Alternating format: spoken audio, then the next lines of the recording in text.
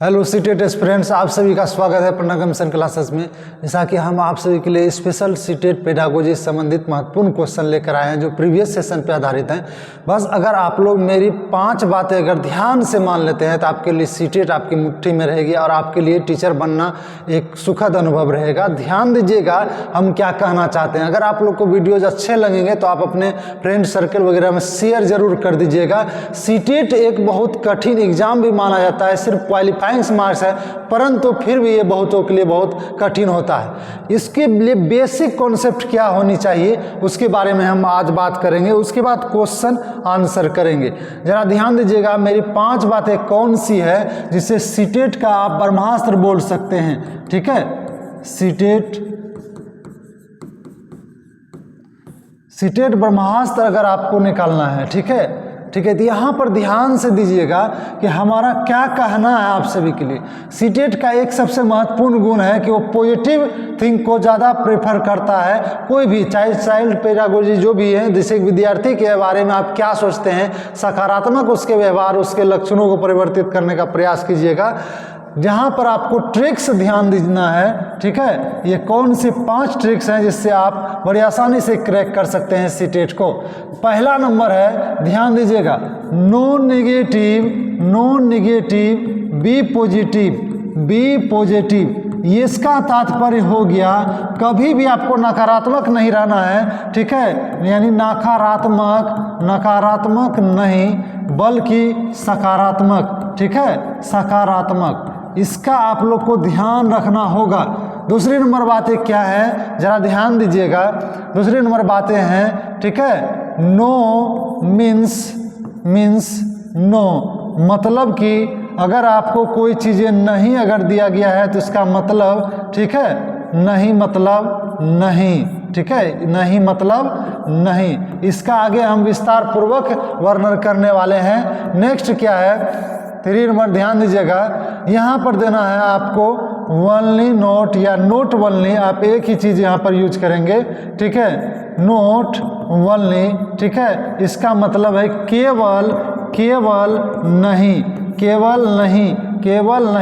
केवल नहीं। ये सदैव आपको ध्यान रखना है, बल्कि नकारात्मक नहीं रहना है, सकारात्मक रहना है। नो मतलब नो और केवल नहीं। ऐसे सब सवालों को आपको डायरेक्ट जो है ना पकड़ना है, हिट करना है। आपका चौथा नंबर क्या है जरा ध्यान दीजिएगा। चौथा नंबर क्या है, यहाँ पर ध्यान दीजिएगा। चौथा नंबर कहता है, ठीक है, ऑल ऑफ द एबव, ठीक है। इसका मतलब होता है क्या है, उपरोक्त में से सभी, ठीक है, उपरोक्त में से सभी। ये बातें बहुत जल्दी से आप लोग को ध्यान रखनी है, ठीक है। 5वां नंबर क्या कहेगा, 5वां नंबर ध्यान दीजिएगा, 5वां नंबर कहेगा आपका बहुत महत्वपूर्ण है 5वां नंबर, ठीक है, ए एवं बी दोनों। इसका मतलब हो गया, ठीक है, इसका मतलब बोथ ए एंड बी, ठीक है, ये इसका मतलब हो गया।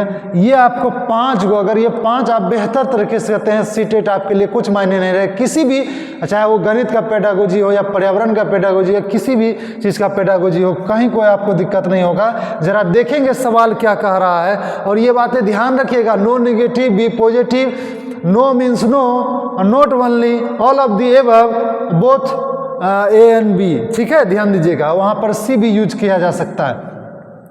अब बात आते हैं विविध पृष्ठभूमियों के अधिगमकर्ताओं को संबोधित करने के लिए एक अध्यापक को क्या करना चाहिए। सभी के लिए मानकीकृत यानी जो एक फाइनली क्रिएट है, क्या वो देना चाहिए, वो आकलन का इस्तेमाल करना चाहिए? कभी नहीं। विद्यार्थी को ओपन देना चाहिए, अर्थात सभी चीज़ों के प्रयोग से वह सीख सकता है। ऐसे कथनों का इस्तेमाल करना चाहिए जो नकारात्मक रूढ़िबद्ध धारणाओं को मजबूत करे, यानी नेगेटिव फैक्ट को ये मजबूत करने की बात कर रहा है। ये 100% गलत करना है। नो मीन्स नो, ये बात आपको ध्यान रखना है। विविधता संबंधी मुद्दों पर बातचीत टालनी चाहिए। अरे भाई टालेंगे क्यों, हम इसको टालना नहीं चाहिए ना। विविधता तो बच्चे के गुण के बारे में बोल रहा है। सभी बच्चे अलग अलग समाज से, अलग अलग माहौल से आते हैं, तो उसके बारे में उसको जानना चाहिए, विविध विन्यासों को उदाहरण लेने चाहिए। जी हाँ, ये जो है ना लेना चाहिए, यानी कि आप अलग अलग जो है ना एग्जाम्पल ले सकते हैं ताकि बच्चे उसके बारे में बेहतर हो सके, उसका समझ बेहतर हो सके। जरा नेक्स्ट क्या कर रहा है, समस्या समाधान क्षमताओं को किस प्रकार सुसाध्य किया जा सकता है। समरूपों के इस्तेमाल को बढ़ावा देके विद्यार्थियों में डर की भावना पैदा करके पहले नंबर क्या बात करना है आपको, निगेटिव जहां पर हो उसको काट दीजिए।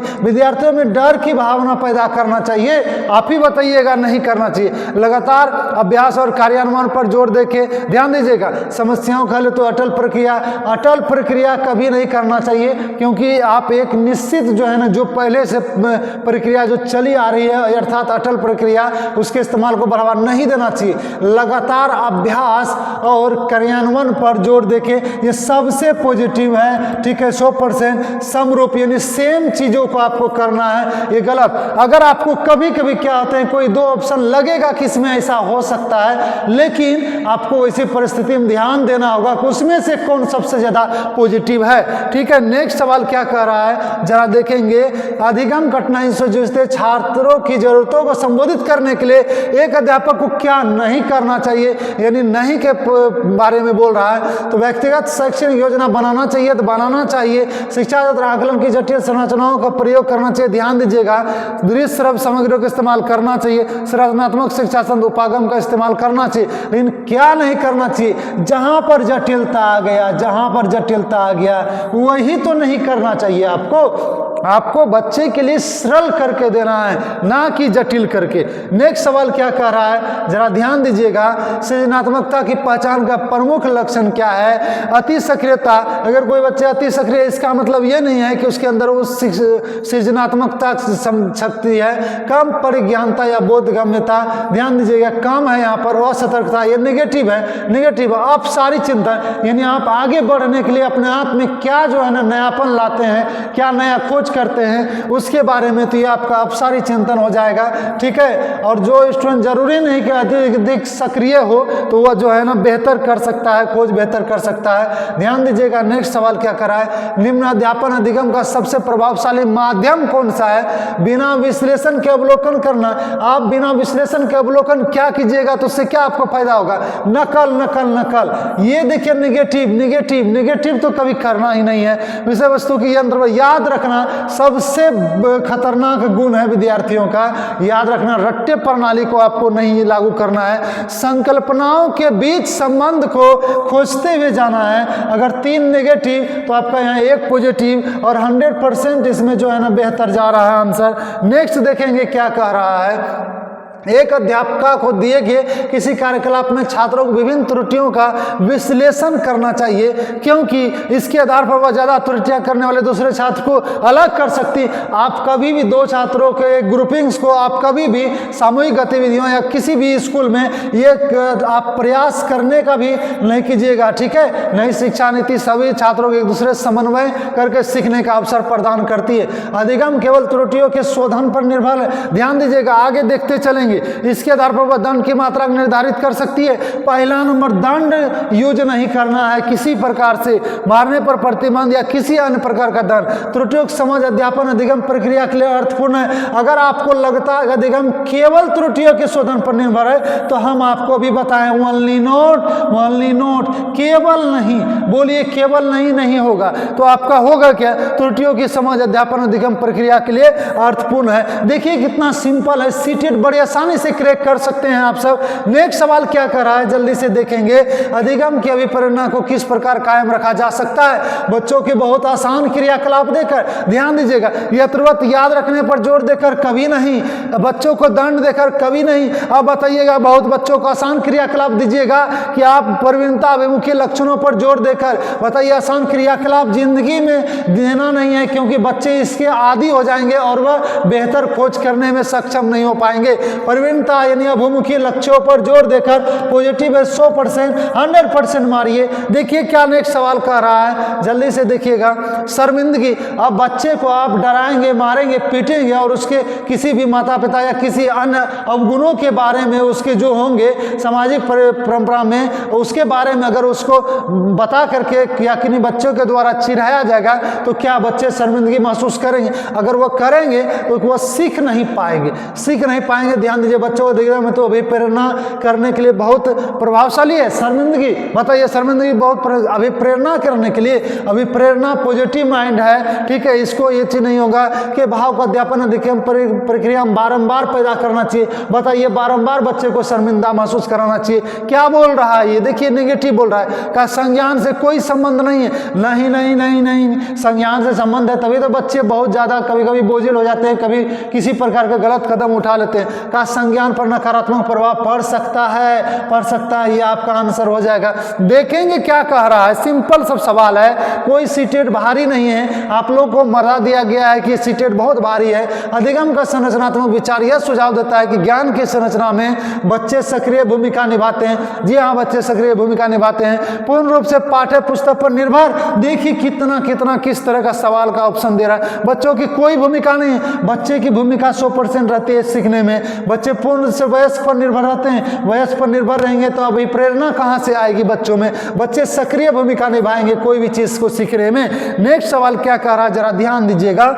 अधिगम के लिए निम्न में कौन सी धारणा उपयुक्त है? प्रयासों से कोई फर्क नहीं पड़ता। आप बोलिए, प्रयासों से कोई फर्क नहीं पड़ता है?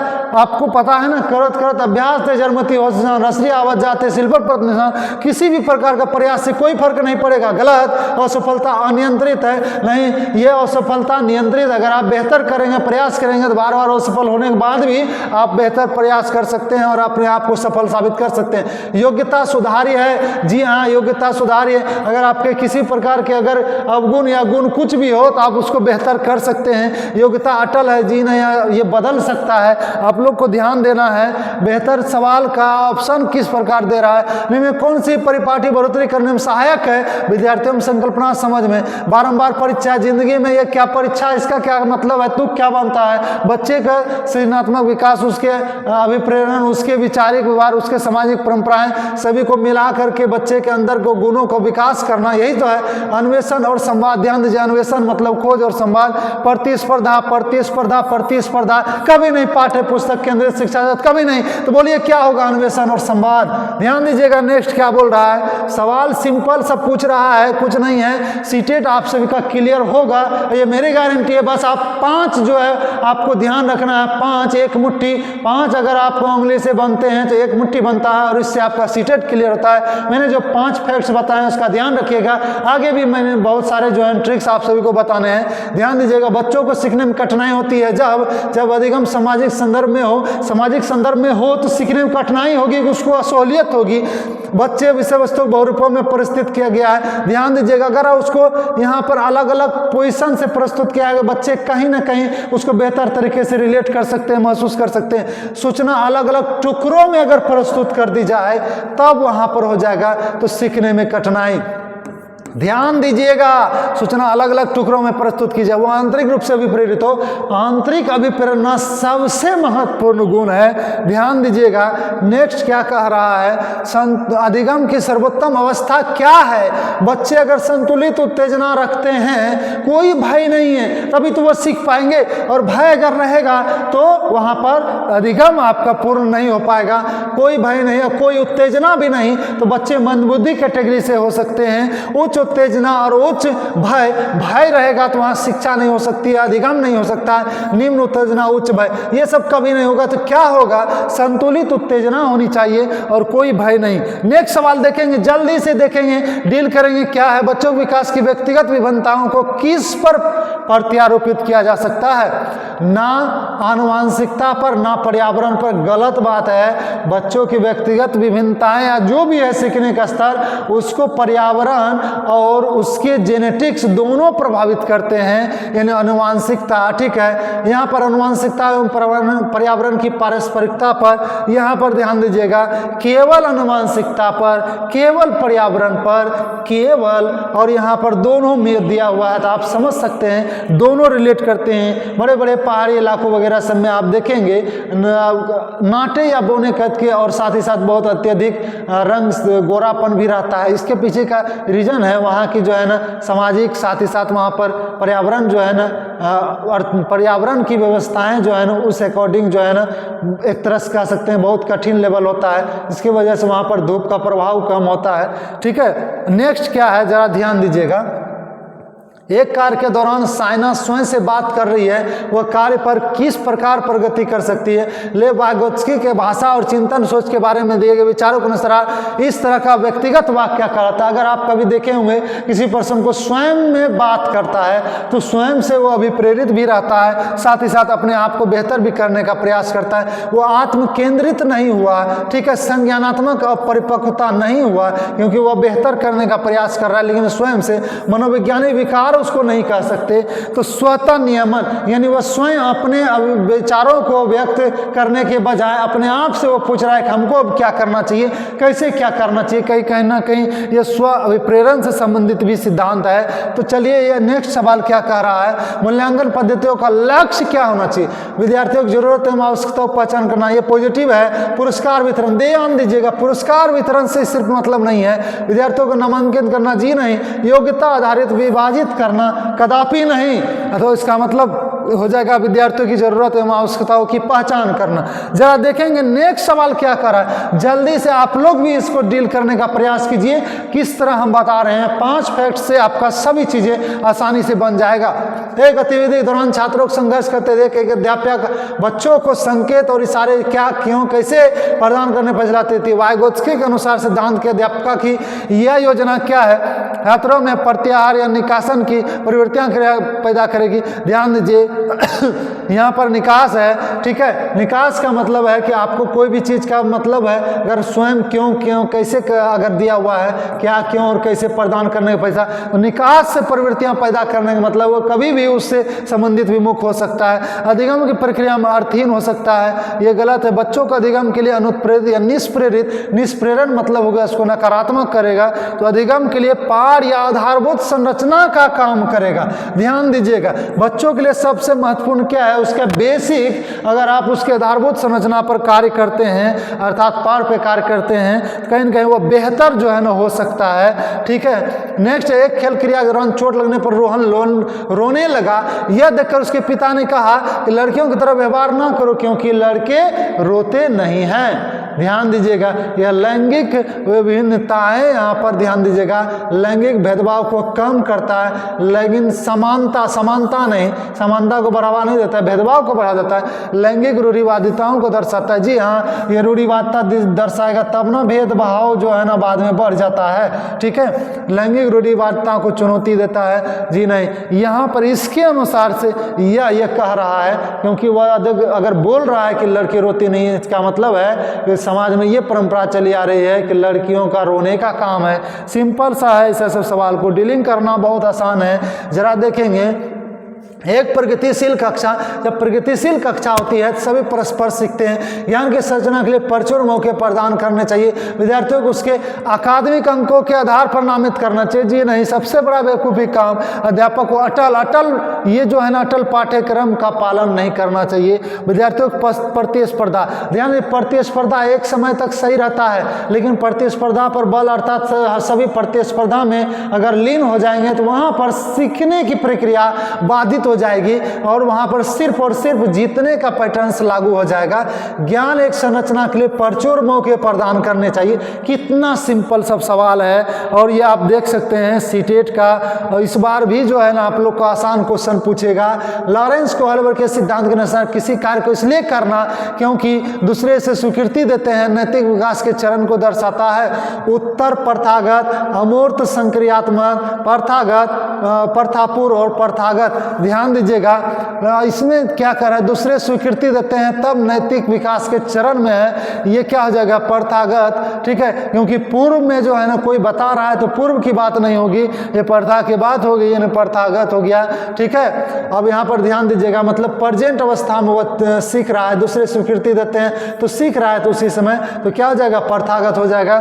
नेक्स्ट यहाँ ध्यान दीजिएगा, बच्चों के समाजीकरण के संदर्भ में कौन सा कथन सही है, समकक्षी समाजीकरण के प्राथमिक कारण और परिवार समाजीकरण का एक द्वितीय कारण है। ध्यान दीजिएगा, समाजीकरण का पहला कारक कौन है, परिवार, दूसरा कारक कौन है, विद्यालय, और उसके बाद तीसरा कारक हो जाता है समाज या समुदाय। अब यहाँ ध्यान दीजिएगा, परिवार बोल रहा है समकक्षी समाजीकरण प्राथमिक कारण है और परिवार द्वितीय कारण है, क्या ये होगा, नहीं होगा। उसके बाद बोल रहा है परिवार एवं जनसंचार दोनों सामाजिक कारण के द्वितीय कारण है, नहीं होगा। विद्यालय समाजीकरण का द्वितीय कारण है, परिवार समाजीकरण का प्राथमिक कारण, जी हाँ, परिवार प्राथमिक कारण है और विद्यालय द्वितीय कारण है, विद्यालय समाजीकरण का प्राथमिक कारण है, जी नहीं, गलत। नेक्स्ट सवाल क्या कर रहा है, ध्यान दीजिएगा, बहुबुद्धि का सिद्धांत जोड़ देता है कि बुद्धिमत्ता की विभिन्न दशाएं, जी हाँ, बुद्धिमत्ता की विभिन्न दशाएं, बुद्धिमत्ता की 9 दशाएं हैं, बुद्धिमत्ता में कोई व्यक्तिगत विभिन्नता नहीं होती, गलत। बुद्धि लब्धि केवल एक आत्म बुद्धिमत्ता और समय आयाम में बुद्धिमत्ता का निर्धारण करते नहीं, सभी बुद्धिमत्ता एक दूसरे से भिन्न होती है, हालांकि परस्पर एक दूसरे की मदद करने का प्रयास करती है, लेकिन सभी आयामों में बुद्धिमत्ता निर्धारण करेगी ये जरूरी नहीं है। नेक्स्ट सवाल क्या कर रहा है, जल्दी से देखिए, जीन पियाजे का संज्ञानात्मक विकास के सिद्धांत में पूर्व संक्रियात्मक अवस्था का विकास का मुख्य गुण क्या है, परिकल्पित निगमनात्मक सोच। ध्यान दीजिएगा, पहले ध्यान से आपको पॉजिटिव नेगेटिव को विचार में करना है। संरक्षण पदार्थों क्रमबद्ध करने की नहीं है लॉजिक वाला बात। अमूर्त सोच का विकास नहीं है यहाँ पर, संज्ञानात्मक विकास के जो है ना, ठीक है, विचार या सोच में केंद्रीकरण हो जाएगा, परिकल्पित और निगमनात्मक सोच नहीं होगा, ठीक है, ये बात ध्यान रखिएगा। पूर्व संक्रियात्मक अवस्था, ठीक है, और संक्रियात्मक अवस्था के उत्तर संक्रियात्मक अवस्था की बात नहीं कह रहा है, पूर्व संक्रियात्मक, यहाँ ध्यान दीजिएगा, पूर्व संक्रियात्मक, तो विचार या सोच में केंद्रीकरण उस समय होता है। नेक्स्ट सवाल क्या कर रहा है, जल्दी से देखेंगे, जल्दी से, विकास के संदर्भ में निम्नलिखित में कौन सा कथन सही है, आप लोग भी देखिए, जल्दी से देखिए। विकास केवल बाल्यावस्था के दौरान है, देखिए कितना विकास गर्भावस्था से लेकर जीवन पर्यंत चलते रहती है, ठीक है। यहाँ पर ध्यान दीजिए, विकास बहुआयामी होता है, विकास की दर सभी संस्कृतियों के लिए एक समान होती है, गलत। उसके बाद विकास केवल विद्यालय में होने वाला अधिगम से होता है, गलत। बोलिए क्या है, विकास बहुआयामी होता है। नेक्स्ट सवाल क्या कर रहा है, जरा ध्यान दीजिएगा, जल्दी से देखिए। लेव वाइगोत्स्की का सामाजिक सांस्कृतिक परीक्षण अधिगम प्रक्रिया के क्या चीज पे महत्व देता है, ध्यान दीजिएगा। अभिप्रेरण ये स्वयं हो सकता है, संतुलीकरण ये कभी नहीं होगा। सांस्कृतिक उपकरण, सामाजिक सांस्कृतिक परिप्रेक्ष्य है तो कौन सा होगा, सांस्कृतिक ही तो उपकरण होगा, ठीक है, ये नहीं होगा। तो आपको बेहतर तरीके से ध्यान रखना है, ठीक है। नेक्स्ट सवाल क्या कह रहा है, जरा ध्यान दीजिएगा। जीन पियाजे अपने संज्ञानात्मक विकास के सिद्धांत में संज्ञानात्मक संरचनाओं को किसके रूप में वर्णित करता है, विकास का समय पश्चात स्कीमा या मनोबंध, मनोवैज्ञानिक उपकरण, ठीक है, उद्दीपक या अबक्रिया संबंध पर जोर। ध्यान दीजिएगा, ये स्कीमा कहलाता है। अगर आपको अपने संज्ञानात्मक विकास के सिद्धांत में अगर संज्ञानात्मक संरचनाओं पर जोर अगर दिया जाए या उसको वर्णित किया जाए, वो स्कीमा कहलाता है, मनोबंध, यानी मनोस्थिति से संबंधित है, तो आपको क्या कहिएगा, मनोबंध। नेक्स्ट है, एक समावेशी कक्षा में क्या है, सामाजिक पहचान के आधार पर छात्रों का अलगाव क्यों कीजिएगा। बार बार मैंने कहा है, नेगेटिव नहीं करना है, किसी भी तरह से बंटवारा नहीं करना है, हर बच्चे के सामर्थ्य को अधिकतम करने के लिए अवसर प्रदान करने। जी हाँ, ये पॉजिटिव माइंडसेट है। प्रदर्शन है अभिमुखी लक्ष्यों, जी नहीं, हमेशा प्रदर्शन के दृष्टिकोण से नहीं करना चाहिए। अभिवेदी या समरूपी, हमेशा एक समान या विशिष्ट प्रकार के जो है ना समरूपी निर्देश नहीं देने देने चाहिए। तो हर बच्चे का सामर्थ्य को अधिकतम करने के लिए अवसर प्रदान करने चाहिए। नेक्स्ट सवाल क्या है, जरा ध्यान दीजिएगा। दिव्यांगजन अधिकार अधिनियम के अनुसार कौन सा शब्दावली का प्रयोग उपयुक्त है? पहले जो है ना विकलांग बोल देता था, ठीक है, अब दिव्यांग बोला जाता है। तो दिव्यांग मतलब एक सम्मान टाइप से उसको लेना है। छात्र इससे शारीरिक दिव्यांगता है, ध्यान दीजिएगा, छात्र इसका अशक्त शरीर है, गलत, मंदित छात्र गलत, विकलांग छात्र, तो कौन सा हो जाएगा? जिसका शारीरिक दिव्यांगता है, ये अब बोला जाता है। ये बात ध्यान रखिएगा। नेक्स्ट क्या कह रहा है? नेक्स्ट क्या कह रहा है? जन्म से किशोरावस्था तक बच्चों में विकास का क्रम क्या होता है? सबसे पहले संवेदना होता है, महसूस करता है, छूता है, देखता है, संवेदना, और संवेदना सबसे पहले कहाँ है? यहाँ पर है। उसके बाद क्या होता है? मूर्त, देखता है, वस्तु को छूता है, महसूस करता है, तब जाके वो कोई भी चीज़ सोच सकता है कि हाँ ये त्रिभुज है। शुरुआत में उसको पहले सांवेदिक और उसके बाद उसको मूर्त यानी खिलौने या कोई भी वस्तु वगैरह सब वो मूर्त अवस्था हो गई और उसके बाद अमूर्त अवस्था हो गई। तो ये कौन सा हो जाएगा? सांवेदिक, मूर्त और अमूर्त। अब जरा ध्यान दीजिएगा, नेक्स्ट क्वेश्चन क्या है? यहाँ पे कह रहा है एक प्रगतिशील कक्षा में व्यक्तिगत विभिन्नता किस प्रकार देखा जाना चाहिए? योग्यता आधारित समूह बनाने का मापदंड, अध्यापक अधिगम प्रक्रिया परियोजना के लिए महत्वपूर्ण, अधिगम की परियोजना में बाधा और अध्यापक की असफलता कदापि नहीं। अब ये दो चीज आप सोचिए क्या होगा? योग्यता आधारित समूह बनाने का, बताइए क्यों योग्यता आधारित कीजिएगा आप? नहीं, अध्यापन अधिगम प्रक्रिया की परियोजना के लिए महत्वपूर्ण, ये बात आपको ध्यान रखना है। सीटेट के लिए इतना सिंपल सब आप लोग सीखिएगा, बस आप वीडियो देखते जाइए, हम आप लोग को सीटेट का 100% रिजल्ट दिला देंगे। आपको एक और महत्वपूर्ण ट्रिक्स ध्यान रखना है, 6 नंबर में है कि जो सबसे बड़ा ऑप्शन होगा, ठीक है, वो 100% सही होता है, 100% सही होता है। ये बात ध्यान रखना है। एक पंजा प्लस ये आपका बहुत महत्वपूर्ण, आपका रिजल्ट बनाने के लिए 100% सही रहेगा। आप लोग को वीडियो अच्छा लगा तो लाइक, सब्सक्राइब एंड शेयर करेंगे। आप लोग को सीटेट रिजल्ट बने, इसी के लिए हम सदैव प्रयासरत रहेंगे। धन्यवाद।